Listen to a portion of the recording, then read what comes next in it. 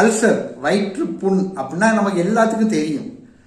ஆனால் அது ஏன் வருது, அது எப்படி குணமாக்குறது அப்படின்னா, நம்ம வயிறு இருக்குல்ல, வயிறு உள்ள ஒரு கொழுப்பு கோட்டிங் இருக்கும்.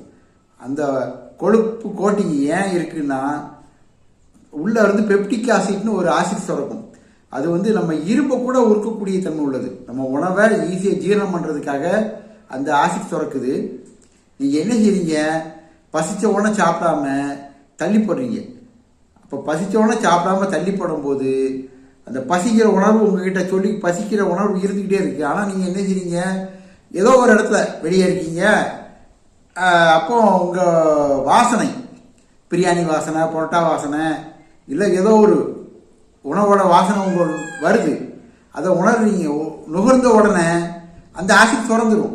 நமக்கு உணவு கொடுக்க போகிறான் அப்படின்னு சொல்லி ஆசிட் சுரந்துடும். ஆனால் நீங்கள் உணவை கொடுக்க மாட்டீங்க, நீங்கள் ஒரு மணி நேரம் கழிச்சு கொடுப்பீங்க. இப்படியே நீங்கள் தள்ளி போடும்போது அந்த ஆசிட் சுரந்து சுரந்து சுரந்து அந்த கொழுப்பு கோட்டிங்க சாப்பிட்றோம். அப்போ கொழுப்பு இல்லாமல் போனோடனே அது புண்ணாகிடுது. நீங்கள் மீண்டும் மீண்டும் தப்பு பண்ணிக்கிட்டே இருந்தீங்கன்னா மறுபடியும் புண்ணாகி ரணமாயிரும். அப்போ தான் காந்தல், வயிறு காந்தல் எடுக்கிறது எல்லாம்.